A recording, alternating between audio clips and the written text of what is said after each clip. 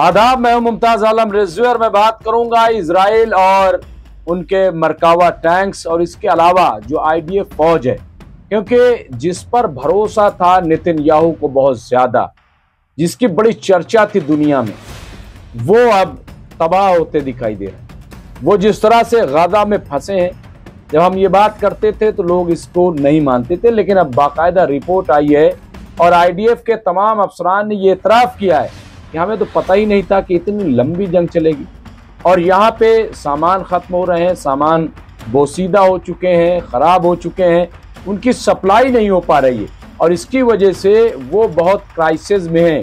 ये तमाम ऐसी जो बातें हैं वो हमने शौकत भारती साहब से डिस्कस की, जो हमारे एक्सपर्ट हैं, उनसे हमने जानने की कोशिश की और रिपोर्ट भी हमने पेश की कि ये जो सिचुएशन है ये क्या है और ऐसे में क्या वाकई इजराइल और उसकी फौज गाजा में फंस गई। सुनिए शौकत भारती साहब ने क्या कहा।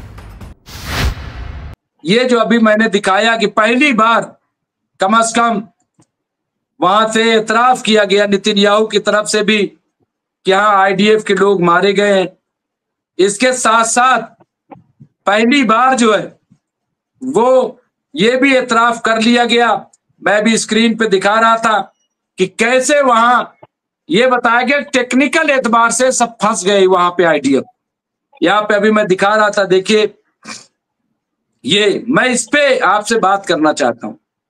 मैं जानना चाहता हूं कि ये जो रिपोर्ट दी इजरायली सेना को गाजा में गंभीर उपकरण थकान, ये नाम, ये इंग्लिश में कुछ और है, मैं भी वो भी देता हूं, और तकनीकी खराबी का सामना करना पड़ रहा है।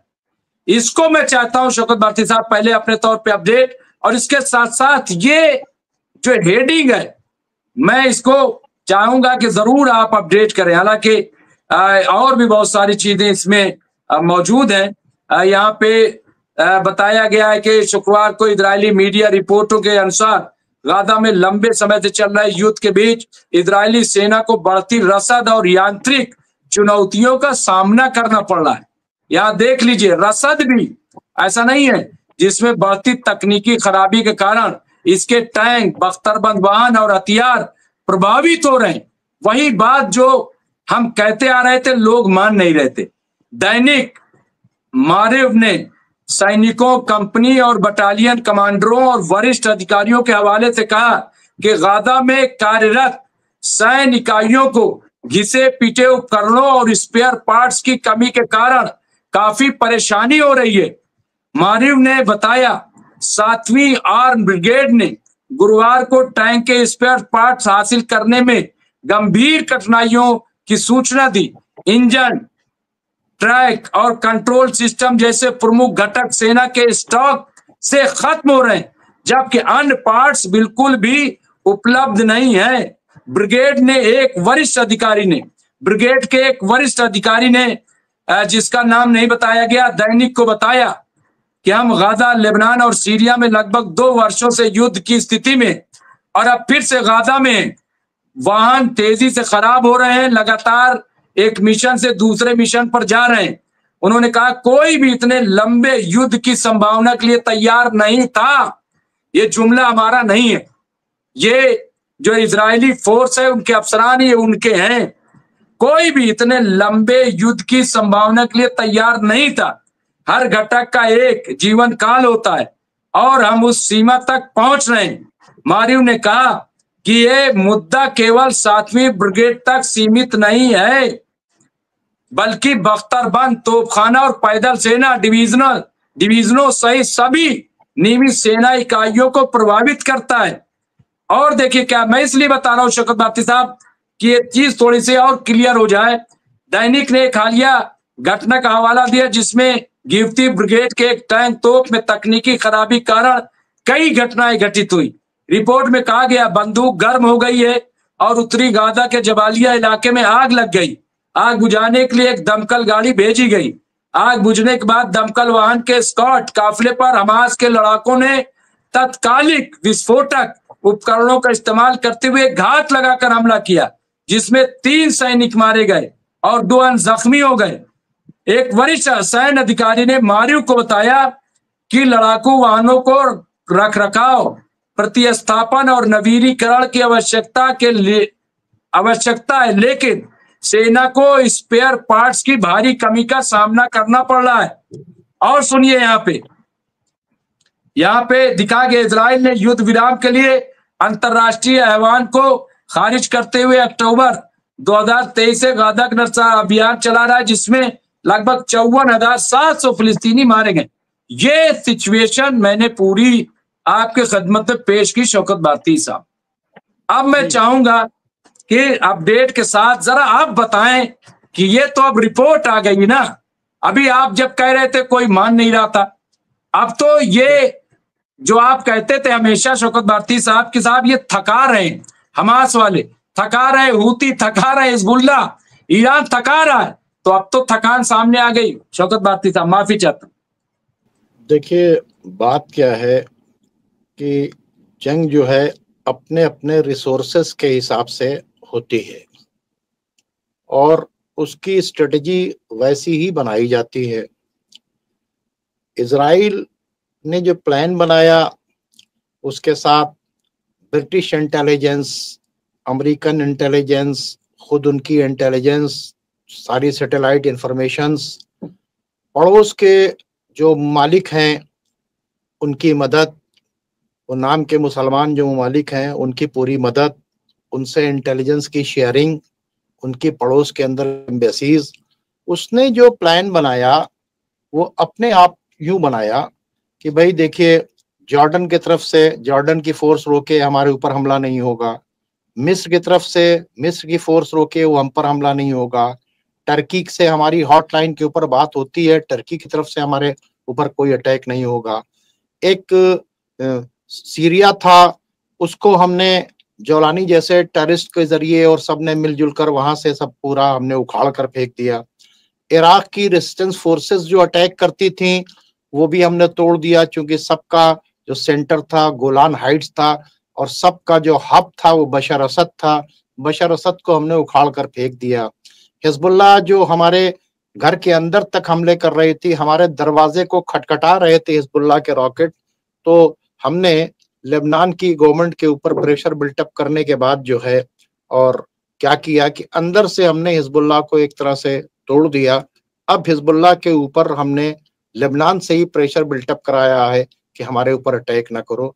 अब ऐसे माहौल के अंदर उसने सोचा कि ज्यादा से ज्यादा फोर्स भेजा जाए और ज्यादा से ज्यादा फोर्स भेजने के बाद जो है और हम एक बारगी जाकर गजा को कब्जा कर लेंगे।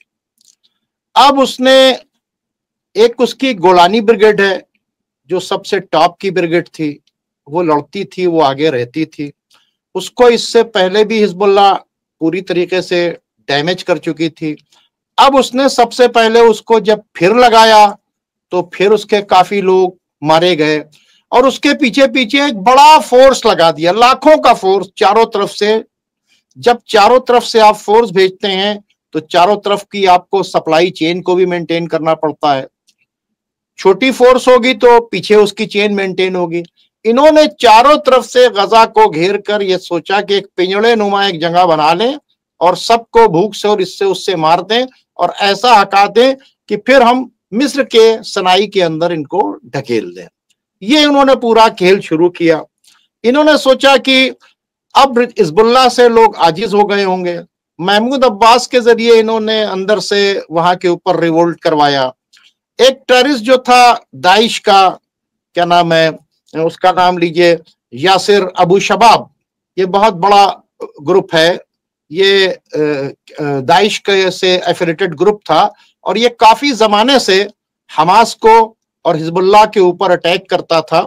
और तो इस ग्रुप को भी इजराइल ने अपने साथ में मिला लिया, तो वो हमास के लोगों को काफी डिस्टर्ब करता था, क्योंकि ये जो क्या नाम है यासिर अबू शबाब है, इसके भाई को हमास ने अरेस्ट कर लिया था इसी तरह की एक्टिविटीज करने की वजह से और उसमें वो मारा भी गया था।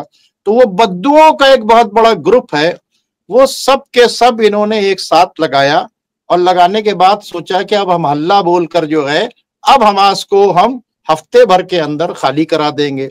उधर से ट्रम्प का ये डायरेक्शन था कि अब तुम जो हो फ्री हैंड दे रहे हैं, तुम जाओ इसे खाली करा दो। ये फ्री हैंड बढ़ने लगे और जितना जुल्म हो सकता था ये वो जुल्म वहां के ऊपर करने लगे।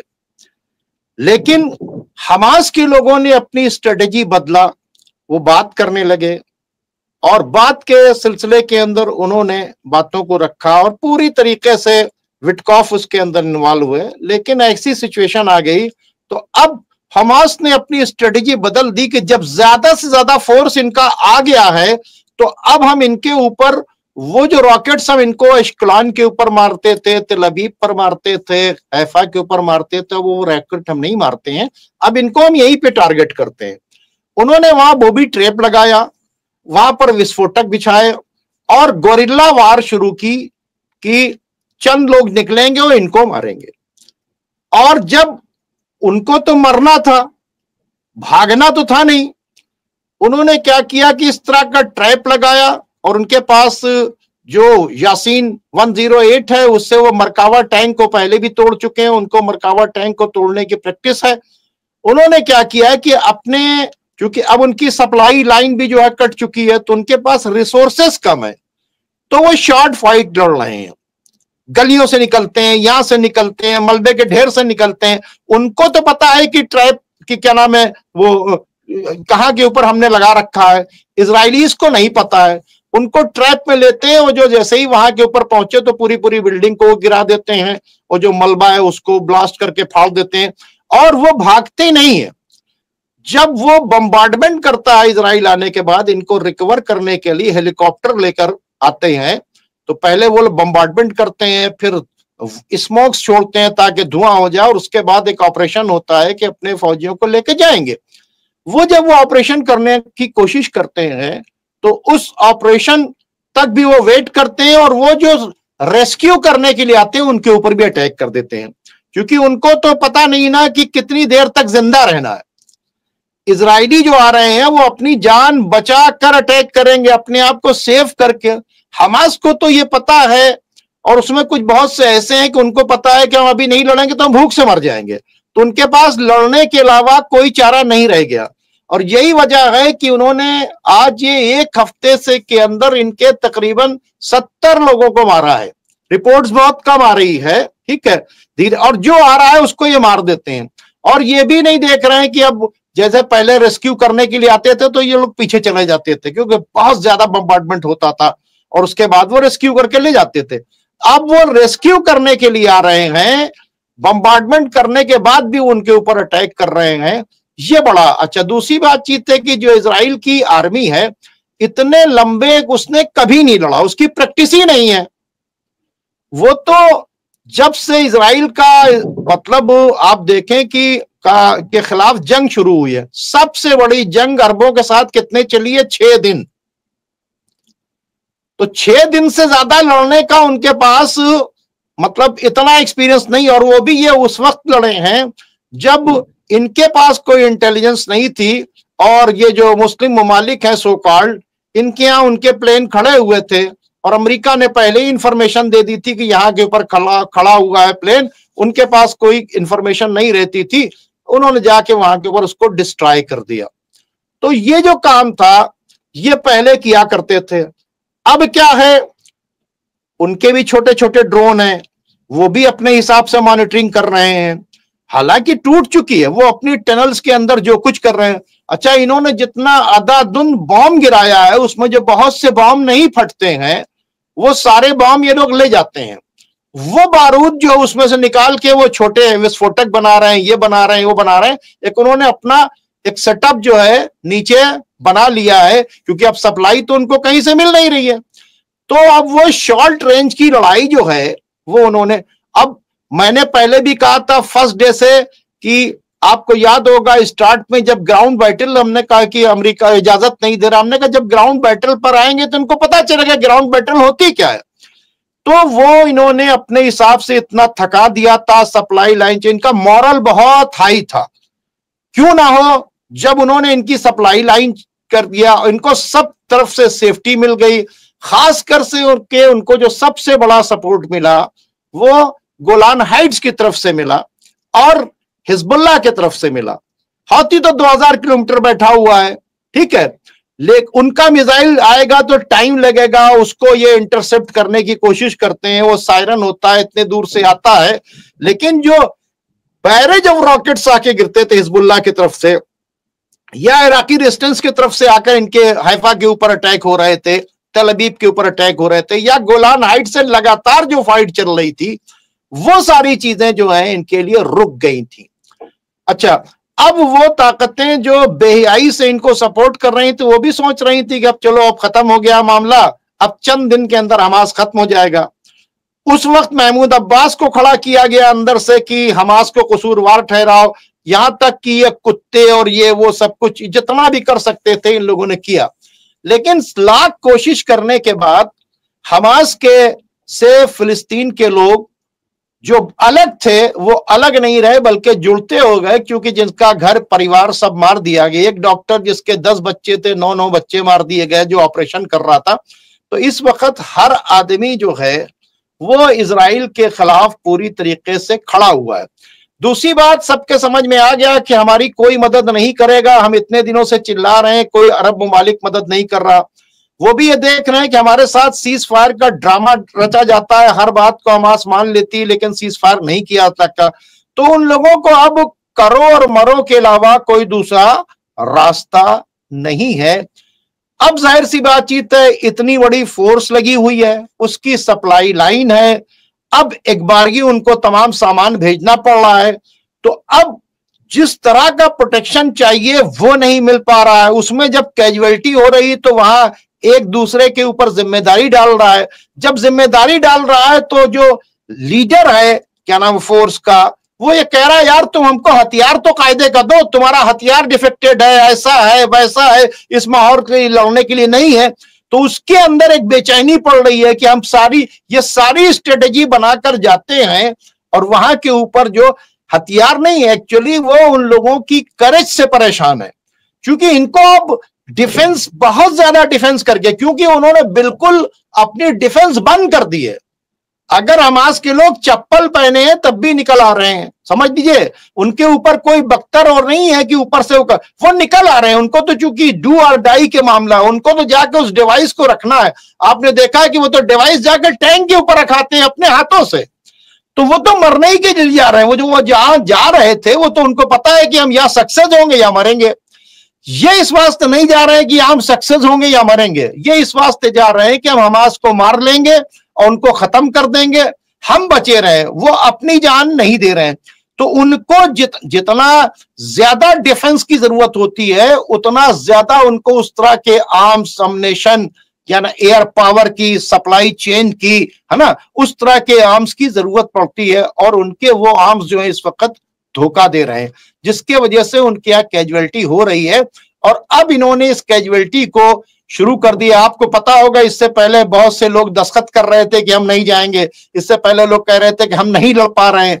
बहुत से लोग पागल हो गए हैं, क्योंकि वो इतने दिन तक वहां के ऊपर बड़ी जंग उन्होंने कभी नहीं लड़ी। और कैसे लड़ते थे, यहां आते थे, इन लोगों के पास पत्थर होते थे, गुलेर होते थे, आया मारा पीटा, चंद को बंद किया, लेके चले जाते थे। यहां कोई खौफ नहीं था फिलिस्तीन के अंदर इनको आके मारने का, ये तो एंजॉय करते थे। अब इनको टफ फाइट मिल रही है, तो इस टफ फाइट से वो बहुत ज्यादा परेशान है। और उन्होंने जो एक्स्ट्रा बहुत सी फोर्स यहां के ऊपर डाल दी एक बारगी के लिए, इसलिए उनकी सप्लाई चेन के लिए एक्स्ट्रा जितना आप होंगे उतना ज्यादा आपको आर्म्स अम्युनिशन की मदद होगी। तो शौकत भारती साहब, इसका मतलब तो नाजरीन, ये थे शौकत भारती साहब जो हमारे एक्सपर्ट थे, उनसे हम बातचीत कर रहे थे इस तरह की खबरों के लिए। और लाइव हमारा जो 3 बजे दिन में और 10:30 बजे रात में होता है, उसको जरूर देखिए। और स्टोरी के लिए भी MMC न्यूज़ इंडिया को विजिट कीजिए। जो लोग अभी हमारे मेंबर नहीं बने हैं वो मेंबरशिप ज्वाइन करें। अगर आप ऐसा करते हैं तो यकीनन ये हमारे लिए मुफीद होगा और चैनल की मदद भी हो जाएगी। बहुत बहुत शुक्रिया।